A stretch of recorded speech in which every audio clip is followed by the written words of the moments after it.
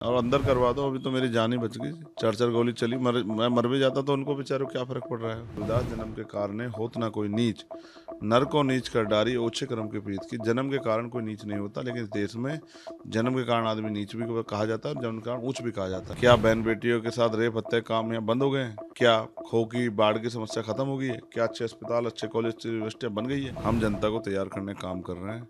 एक आदमी जिसको 3 बार मौका मिल गया, उसने क्या किया उनका क्षेत्र जाके देख लो। पाल समाज के लोगों ने, प्रजापति समाज के लोगों ने, कश्यप समाज के लोगों ने, सैनी समाज के लोगों ने, किसान समाज के लोगों ने सम्मेलन कर समर्थन दिया। अभी वाल्मीकि समाज के लोग, हमारा बड़ा समाज समर्थन करेगा 7 तारीख को। उनको ये पता है कि अगर चंद्रशेखर आजाद ने कोई कमिटमेंट कर दिया तो फिर उसको फिर वो पक्का ही समझो। तो इसलिए मैं उनसे हाथ जोड़ कहता हूँ भाई अभी जिद मत करो। पहले मैंने देहात कवर कर लिया, 700, 600, 650, 700 गाँव में खुद ही चला गया। थोड़ा सा मुझसे नाराजगी मत रखो। मैं जाति धर्म से ऊपर उठ के मैं लोगों से अपील करूंगा कि वो जाति धर्म से ऊपर उठे और किरदार को देख के, कार्य को देख के वोट दे। और देखे वो एमपी नहीं बना रहे, एक ऐसा मजबूर नेता तैयार करें जो क्षेत्र के लिए सड़क पे भी लड़ेगा और संसद में भी लड़ेगा और क्षेत्र के लिए, नौजवानों के लिए, रोजगार की व्यवस्था के लिए, सबके लिए लड़ेगा चंद्रशेखर आजाद। जहाँ नहीं भी जा रहे उनसे भी हाथ जोड़ कहूंगा भाई ये मत समझो कि चंद्रशेखर लड़ रहा है, आप खुद लड़ रहे हैं। ये मत समझो चंद्रशेखर आएगा तभी। अपने मन को पक्का करो, केतली को वोट दो। चंद्रशेखर आपके बीच आएगा और हमेशा आपके बीच रहेगा। आपका बेटा बन के इस मिट्टी की सेवा करेगा, आपको जो है आपकी परेशानी निजात दिलाएगा। मेरी आपसे अपील है। जय भीम साथियों। शेक्सपियर की एक लाइन बड़ी मशहूर है कि नाम में क्या रखा है। लेकिन अगर आप भारत देश में रहते हैं तो आपके नाम में कुछ ना रखा हो, लेकिन आपके नाम के पीछे लगने वाले सरनेम का काफ़ी महत्व है। हमारे देश में अनेकों प्रकार के सरनेम पाए जाते हैं। कोई वर्मा लगाता है, कोई शर्मा लगाता है, कोई कुमार लगाता है, कोई सिंह लगाता है, कोई ठाकुर लगाता है। हालांकि हमारे देश में नाम का इतना महत्व नहीं है जितना सरनेम का है, क्योंकि सरनेम को देखकर इंसान का बात करने का तरीका, उसका व्यवहार बदल जाता है। आप सभी को पता है देश में इस समय चुनावी माहौल चल रहा है और लगातार हम आपको जगह जगह जाकर लोगों की राय नजरिए बता रहे हैं। इस समय जो हमारा चुनावी सफर है वो आ पहुंचा है नगीना लोकसभा क्षेत्र में। आप सभी को पता है आजाद समाज पार्टी के राष्ट्रीय अध्यक्ष चंद्रशेखर आजाद यहाँ से चुनाव लड़ रहे हैं।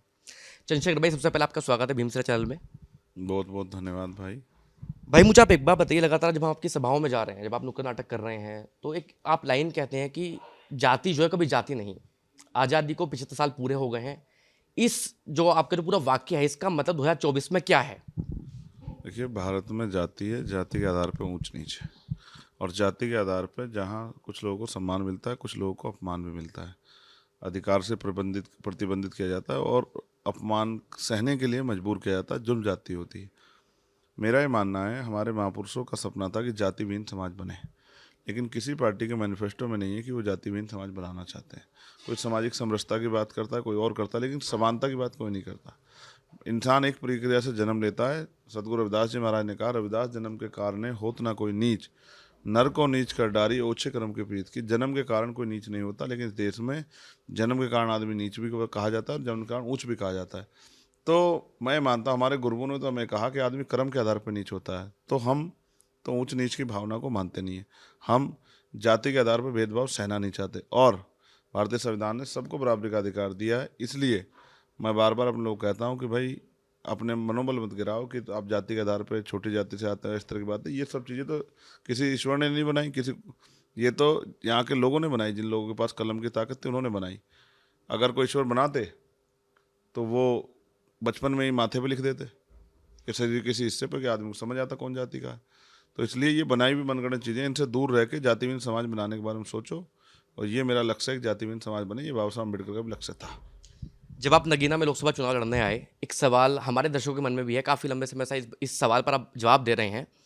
इतनी सारी देश में लोकसभा सीटें हैं, आपने नगीना को ही क्यों चुना?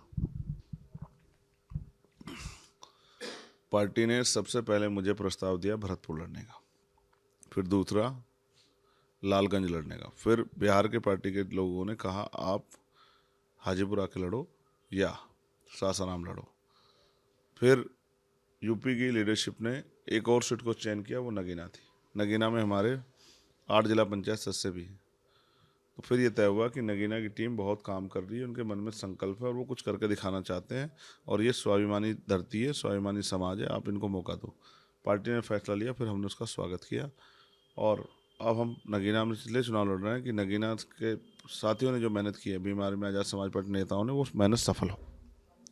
जब आप नगीना में आप घूम रहे हैं, अभी लगातार आप यहाँ की समस्या से भी वाकिफ़ हैं, क्या आपको लगता है 2024 में नगीना को नगीना कहना उचित होगा?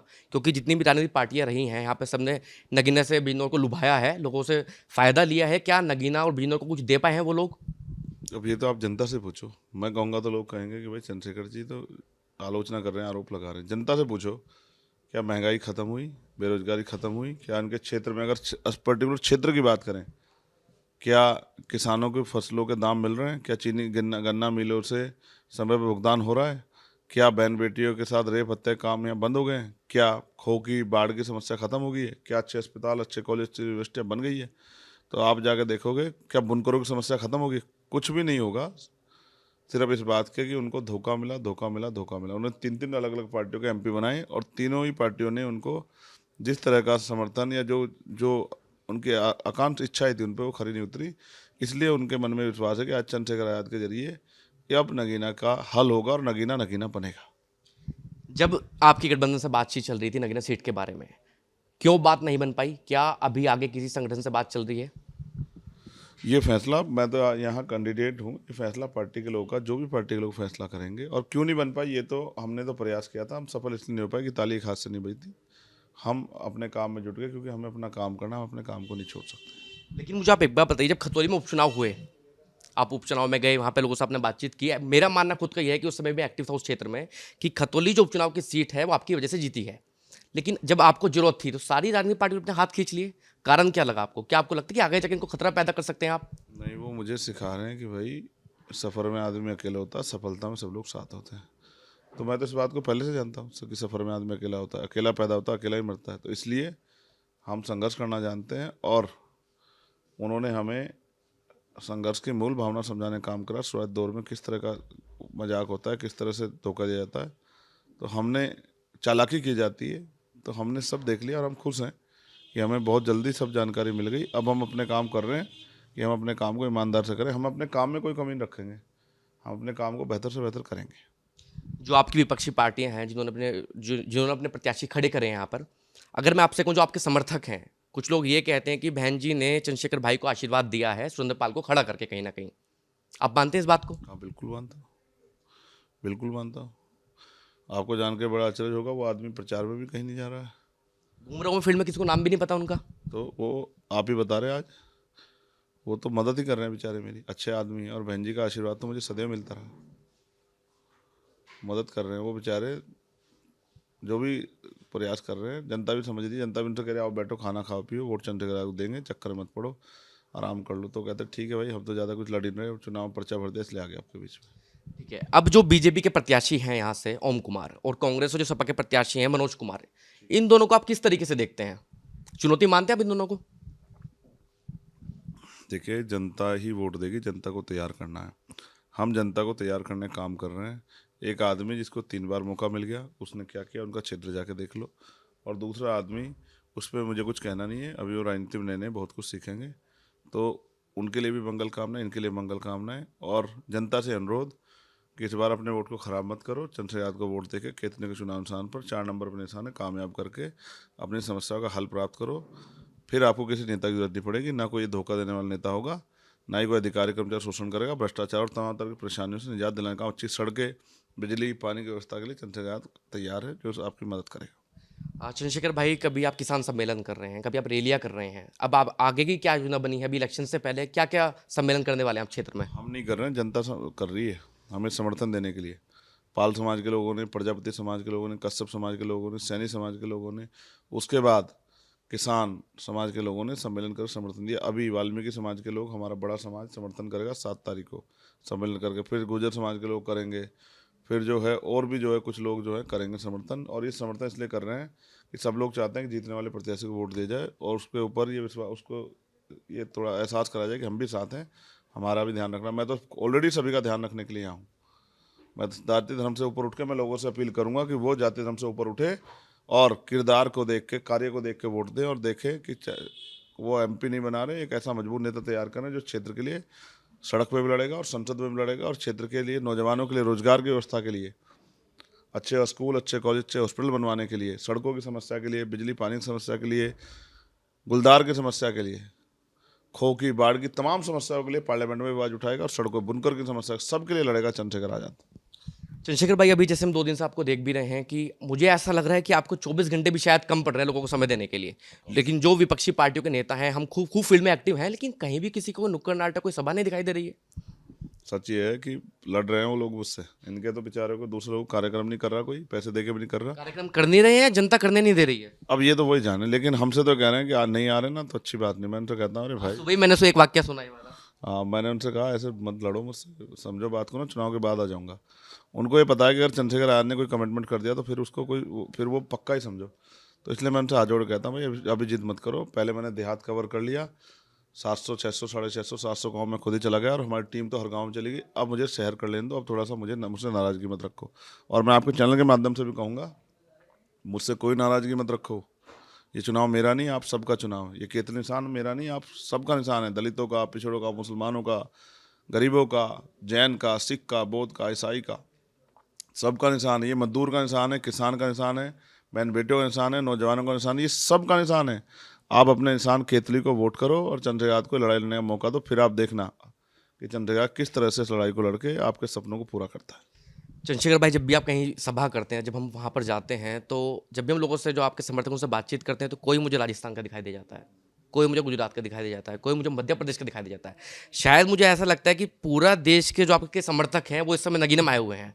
हमने क्या किया है, जो अपनी लीडरशिप है उनको ड्यूटियाँ लगाई जोनों पे, प्रोग्राम कैसे कराने, और उसके बाद बूथ मैनेजमेंट और सब चीज़ों के लिए जो सीनियर लोग हैं, तो पूरे देश के ही जिम्मेदार वर्कर, वो 100 वर्कर यहाँ हैं जो हर बूथ को, जैसे एक जोन में हमारे 40 बूथ हैं, तो सुपरविजन करने के लिए जोन पे हमने जो प्रभारी हैं 3 4, वो अलग अलग स्टेट के हैं जो वहाँ बहुत अच्छी तरह से पार्टी चला रहे हैं, जिससे कि वो आसान सुपरविजन करे, हर चीज़ पर नज़र रखें।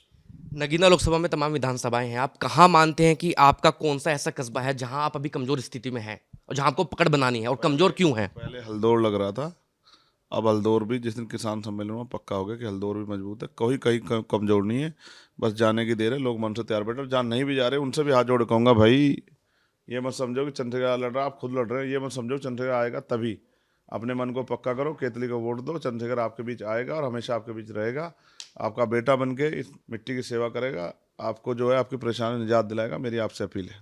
चंद्रशेखर भाई, जब हम मुजफ्फरनगर क्षेत्र में रिपोर्टिंग कर रहे हैं या मेरठ जिले में जा रहे हैं, तो जहां आप गए हैं वहां तो आपके काफ़ी समर्थक हैं, लेकिन जहां आप, जिस गांव में आप नहीं गए हैं, तो वहां के लोगों की बड़ी शिकायत है कि चंद्रशेखर भाई पे इतने मुकदमे हैं, तब भी वो अंदर क्यों नहीं है, जो मायावती जी के समर्थक हैं। उनका सवाल मुझसे कि आप ये पूछ कर जरूर बताइएगा, उनको क्या जवाब देना चाहेंगे आप? सारे मुकदमे कोर्ट में चल रहे हैं और अंदर करवा दो, अभी तो मेरी जान ही बच गई। 4 4 गोली चली, मैं मर भी जाता तो उनको बेचारों को क्या फ़र्क पड़ रहा है। वो राजनीतिक विरोध के कारण इतने अंधे हो गए, उनको ये भी एहसास नहीं हो रहा कि हर आदमी के जीवन की कीमत है। हम भी इतने लोगों का नेतृत्व करते हैं, मुझे मौत जिस दिन आगे आ जाएगी, और मुझे जेल तो मैं काटी है, 16 महीने जेल काटी। कौन सा उन लोगों ने मेरी कौन सी मदद की? उनके नेताओं ने तो मुझसे मुंह फेर लिया, समाज से मुंह फेर लिया उन्होंने, मेरी क्या हैसियत है? वो तो बड़े लोग हैं, सब लोग पैसे वाले लोग, ताकतवर लोग, उनको तो हम छोटे मोटे नज़र आते हैं। देखो भाई, कोर्ट में वकील हूँ और कोर्ट में मुकदमे चल रहे हैं। जिस दिन मुझे कोर्ट आदेश कर देगा, कोई किसी उसमें कोई परेशानी होगी, मैं उसको भी एक्सेप्ट करूँगा। लेकिन मैं इनसे नहीं डरता, चाहे मेरी मुझे 6 16 महीने की 16 साल की सज़ा हो जाए, मैं समाज के सुख दुख की लड़ाई लड़ूंगा। उनको उनके अधिकार छीने उनको ला के देने का काम करूँगा, उनकी आवाज़ उठाऊंगा, उनको ताकतवर बनाने के लिए मैं सारे काम करूँगा। मैं इससे पीछे नहीं हटूँगा, चाहे मेरी मौत जान भी क्यों ना चली जाए। मैं अपने खून में कतरा कतरा लगा दूंगा समाज के सम्मान के लिए। मैं ना चैन से बैठा ना बैठूँगा, मेरा नाम आज़ाद है। मैं जेल में भी आज़ाद हूँ और जेल के बाहर भी आज़ाद हूँ। और मैं फिर कह रहा हूँ, नगीना के साथियों से अपील, केतली चुनाव निशान पर 19 तारीख को मदद कराएं। 4थे नंबर बटन है, खूब बटन दबाएं जिससे केतली का चुनाव निशान आगे बढ़े।